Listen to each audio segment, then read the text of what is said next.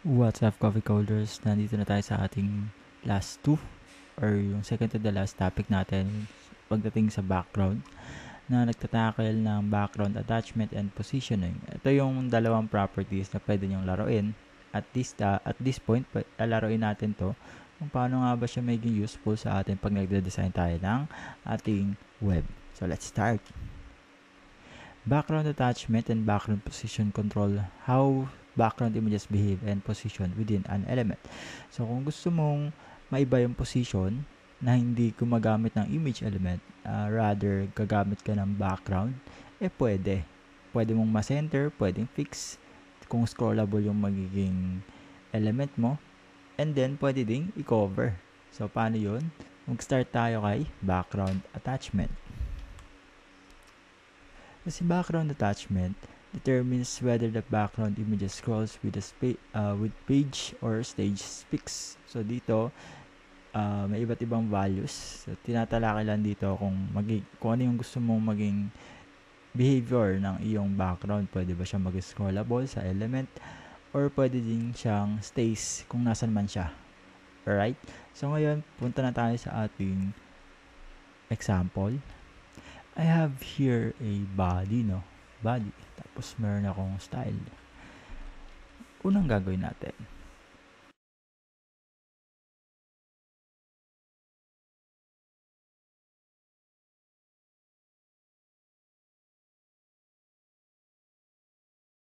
Try muna natin yung fix na tinatawag. Ayan. So dito, hindi masyadong na-appreciate yung fixed value ng aking background attachment. So para malaman natin yung difference niya, meron akong kinrate ditong div. And then yung div na to, yun yung ating papagalawin. So increase natin yung div. Height 1000 px. Alright. Ayan. So kung mapapansin nyo, naka-fix yung naging background natin. Alright? Again, naging fix or hindi, akala mo hindi gumagalaw yung background, pero gumagalaw yan na parang naka-hover or nakalutang doon sa element na nasa loob niya. So, ang ginawa natin, naglagay tayo ng background sa ating body and then in-increase natin yung height ng ating div element. And then, yun yung may effect kapag background attachment is fixed. So, paano naman kapag background attachment na scroll or background attachment na scrollable? Alright. So, sa background attachment scroll, nakita natin na nauulit yung naging image natin kada scroll natin. Kasi meron siyang isa pang default value pagdating sa background na repeat or background repeat na tinatawag. So, galawin na lang din natin yung background repeat. Background repeat. No repeat. Yan. Refresh. Yan. So, background no repeat, ibig sabihin, isang beses lang magre-reflect yung ating background kapag meron tayo no repeat. Meron din yung background repeat X, repeat X, or repeat Y. So, yung repeat X, horizontal, pag merong scroll dito sa baba, try natin, with. Yan. So, repeat X, ayan, nakikita natin na kada scroll natin horizontally or vertically, I think, nauulit siya sa kabila. Pero kapag repeat Y, wala sa kabila. Pero meron sa vertical. Alright? Okay, paano natin magagamit yung ganong style or paano natin malalaro yung background attachment na fix and then background na magkakasama. So, let's say gagawa ko ngayon ng isang useful example. So, meron akong tatlong div dito. Yan, tatlong div. Tapos, itong background URL natin, bg1.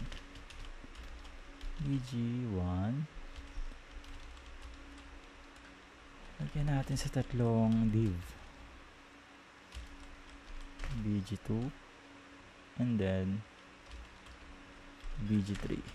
Ayan. So, meron tayong bg1, bg2, bg3 and then dito bg1 gamit tayo ng iba't ibang background.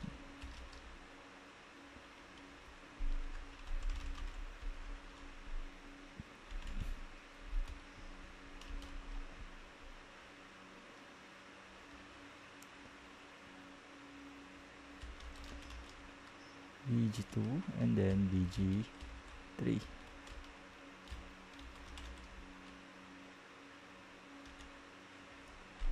I think meron ako ditong sample background na dinownload.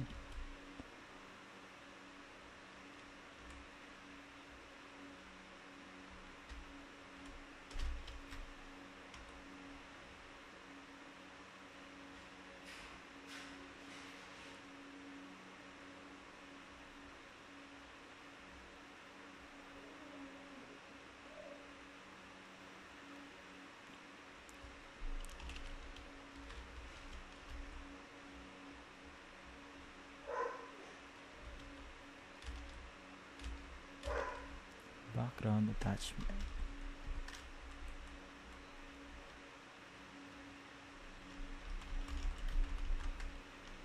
Fix and then fix. Yan.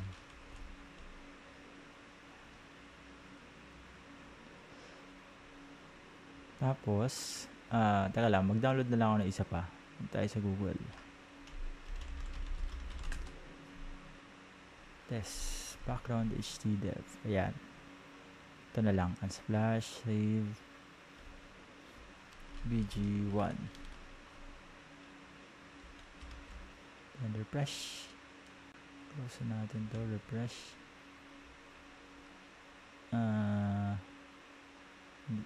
Parang hindi na download yun ah.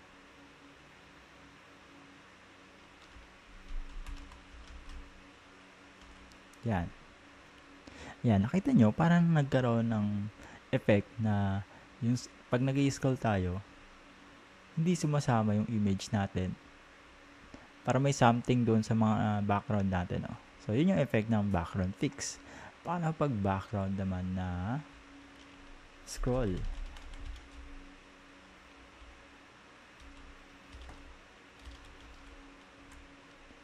So, sa scroll, hindi siya umuulit. Ayan, nakikita natin, walang something doon sa background, unlike kapag kay fixed. Meron din naman syempre yan, scroll X and scroll Y, I think.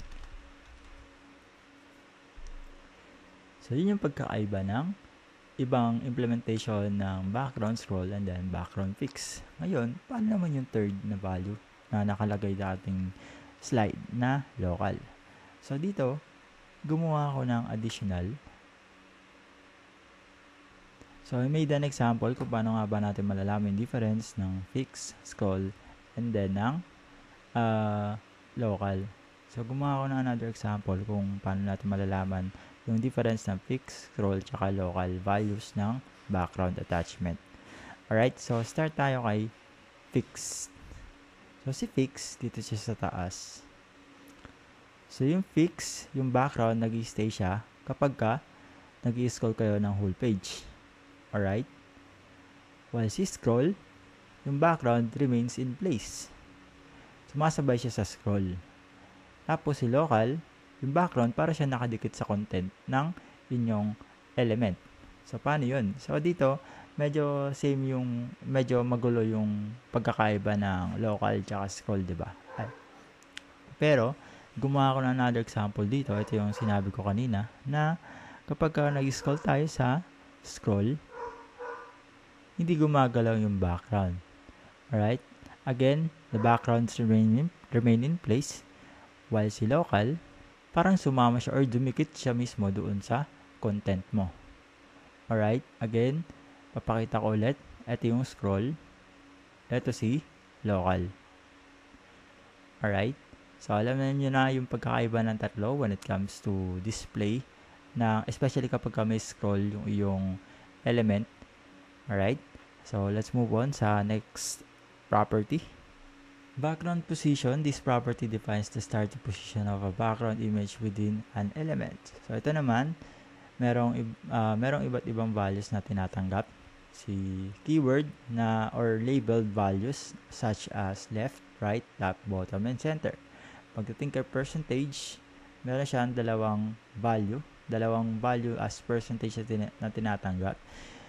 Isa, 50-50 for centered, and then 0-0 for top left. Alright, and then si pixels value, yung 20-30 na nandito is from left to right, or rather from left to top. Bakit walang bottom tsaka right? So yung ganun din kasi yung magiging function niya kapag ka minanipulate mo yung top left. Alright, again, ganun din yung magiging function sa bottom right kapag ka minanipulate nyo sa top left. So let's try this one.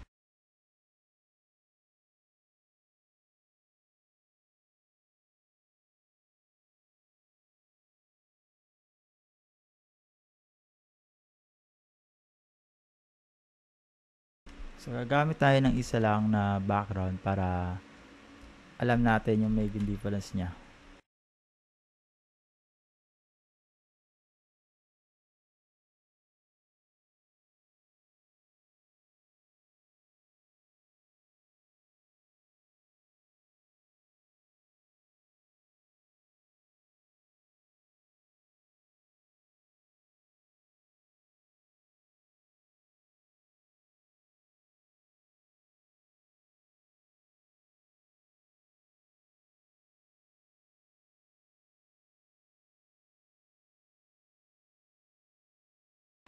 Alright, dito sa keyword, ito naka-center yan yung position niya. Well, si percentage, 20% sa centered or let's say top left yung naging effect niya. At yung top, ito yung left.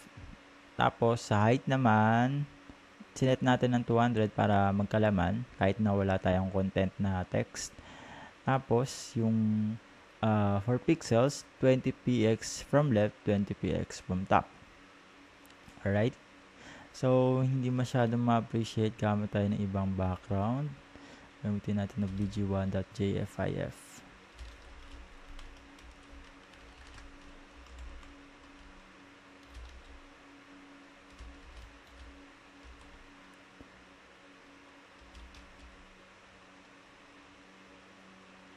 Ay, mali. Fresh.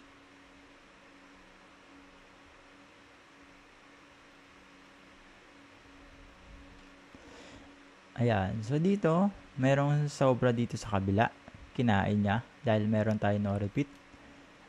Na repeat X ata to or repeat both. And then dito, hindi niya masyadong kinain yun sa left side. Ang kinain niya is yung nasa right side. So, dito, merong sobra sa top dahil malaki yung kain ng ating top dito. So, pag minanipulate natin to,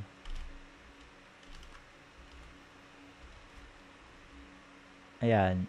So, magbabago lang naman yung position nito base sa sinelect natin or sinet nating values. Pero kapag tinanggal na natin to ng background, repeat. Yan, no repeat. Tanggalan natin lahat.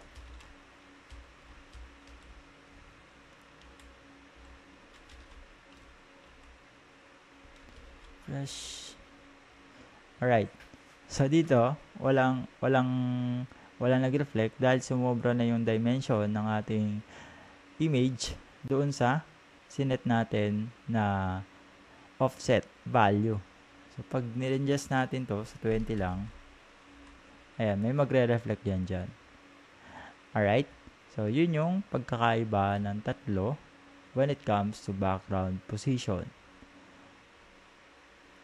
Okay. Ngayon, ang next one, could it be combined? Or let's say, pwede bang pagsama-samahan yung background attachment at background position? Pwede naman. Alright, in shorthand syntax, magkakasama yung dalawang property na diniscuss natin. So, mauuna dyan, syempre, yung background attachment. So, it's either fixed, either scroll, or either local. Ikaw bahala. Tapos, yung susunod, syempre, yung position na. So, pwedeng, gaya ng nabanggit ko sa previous video, pwedeng center /cover, pero hindi pwedeng cover lang. Alright? And then, next one, kung merong no repeat, na tinatawag o yung repeating position, mapa X man yan or Y, dun mo siya ilalagay sa dulo. Alright, so paano yun? So, alisin natin tong, ito, postfix, 20px, 30px, no repeat.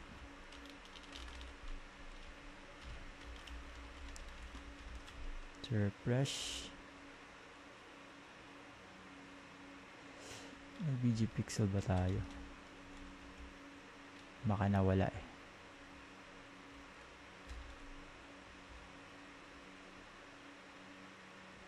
Ay, nasa baba pala.